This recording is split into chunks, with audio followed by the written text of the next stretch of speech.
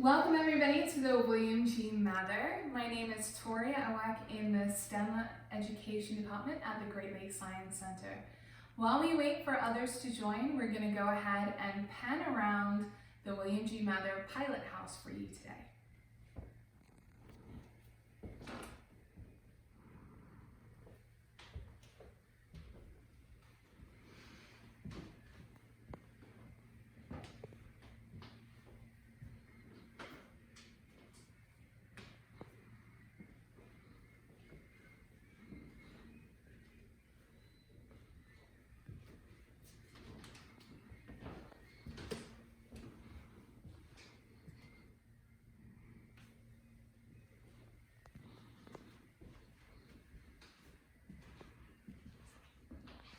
Okay, well, welcome to those who are just joining us. Again, my name is Tori. I work in the STEM Education Department at the Great Lakes Science Center, and we are aboard the William G Mather.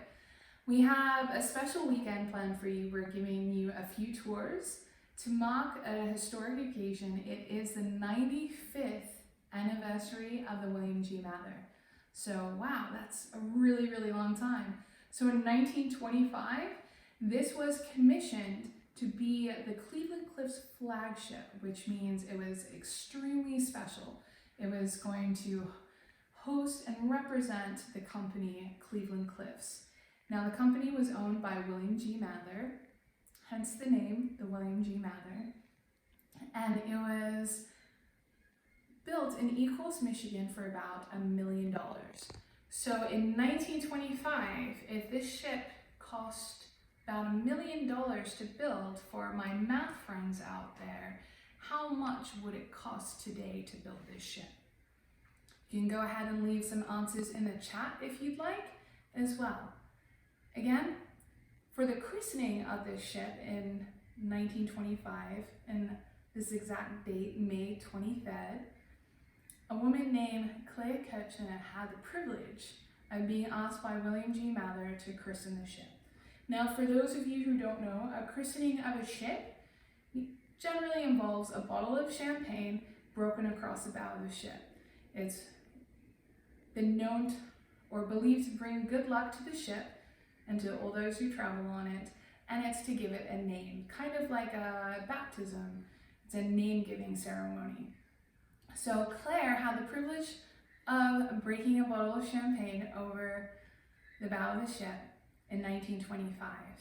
Now, in 1991, when this ship was designated as a maritime museum, Claire just happened to be still around, and she got that privilege twice. So she got to christen the ship twice, even though it wasn't renamed, it was redesignated. Now, this ship is a straight bulk freight ship.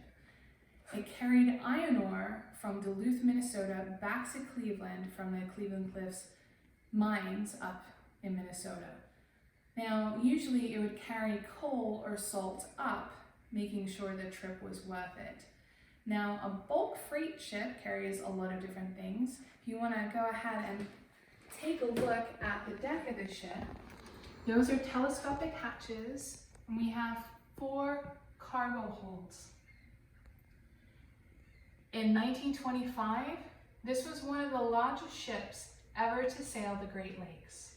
Her length is 618 feet long. Maybe put that into perspective a little, the Titanic was over 866 feet long. The Fitzgerald was a little over 700 feet long. Today, we have freight ships that are well over 1,000 feet long here on our Great Lakes. But at the time, this was the most beautiful, biggest ship of the day. Now, as you can see behind me, everything is brass fitted and walnut. Before I said this was a flagship, so no expense was spared for this. I did say she is a freight ship. However, there was a few extras that were allowed on board. So as a bulk freight ship, you're not allowed to take paying passengers on the ship. Now, to get around that, you can invite guests aboard your ship for an all-expense round trip vacation to Duluth, Minnesota, and back, lasting about a week. So who visited or who were guests aboard this ship? Now, most of them were captains of industry. A lot of business was done on this ship. Even a few politicians got that privilege, but most of the time it was those who had befriended or were family members of officers of the ships as well. So downstairs are the lower and upper guest lounges and their bedrooms as well. Now, it wasn't too bad for the crew of the Mather, because whatever the guests ate, they also got to eat. So if you want to impress people, of course you're going to give them very, very nice cuisine, and the deckhands, the coal passes, the engineers, and all the officers and everyone else aboard the ship enjoyed the same cuisine, except for the last night. The last night was extra special, but still not a bad situation to be in. So many people got to travel on this ship as a way to experience life on a ship. During the summer months, you'd have up to 12 passengers and 2 extra crew just to cater to those those guests as well. Remember, we don't have passengers, at least paying passengers. Now, of course, there's so many years of stories on this ship, and I wish I could tell every one of you all the different stories.